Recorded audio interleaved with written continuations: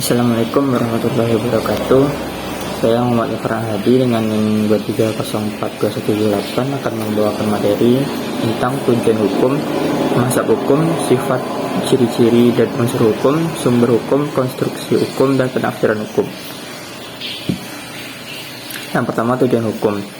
Tujuan hukum adalah menciptakan tatanan sosial yang adil dan teratur, menegakkan keadilan, mengatur perilaku, mencegah konflik, memberikan perlindungan, menciptakan ketertiban, dan menjaga stabilitas dan mendorong pembangunan.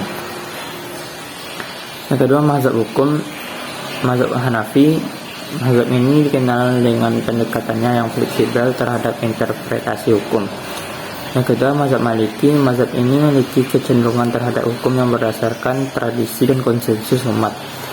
Yang ketiga, mazhab Syafi'i. Mazhab ini dikenal dengan pendekatannya yang mengutamakan hadis sebagai sumber hukum yang utama. Yang keempat, mazhab Hambali. Mazhab ini cenderung mengutamakan interpretasi hukum yang berdasarkan teks-teks hukum. Selanjutnya, sifat dan ciri-ciri hukum. Hukum memiliki sifat sebagai berikut. Yang pertama, normatif. Yang kedua, obligatoir. Yang ketiga, umum. 4, abstrak.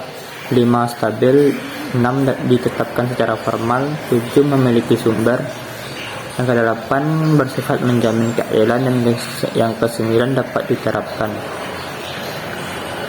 Unsur hukum. Unsur-unsur hukum ialah yang pertama, subjektif, yaitu sumber hukum yang berhak dan berkewajiban. Yang kedua, objektif, yaitu objek atau materi yang diatur oleh hukum. Yang ketiga, formal, yaitu prosedur atau cara pembentukan, perubahan atau penghapusan hukum. Selanjutnya, sumber hukum.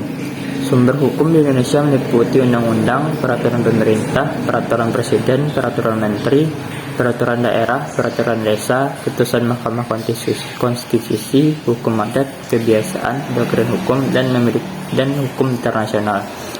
Setiap sumber hukum ini memiliki kedudukan dan kekuatannya masing-masing.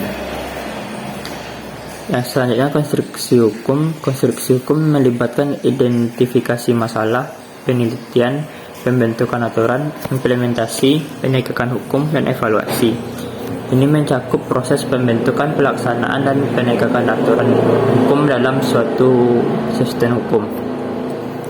Selanjutnya, penafsiran hukum.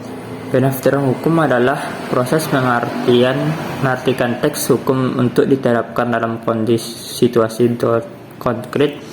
Ini melibatkan prinsip kaidah hukum, maksud dan tujuan, konteks pembicaraan, pembacaan bersamaan, putusan pengadilan, doktrin hukum, dan asas-asas umum hukum. Tujuannya ialah untuk mencapai keadilan dan kepastian hukum.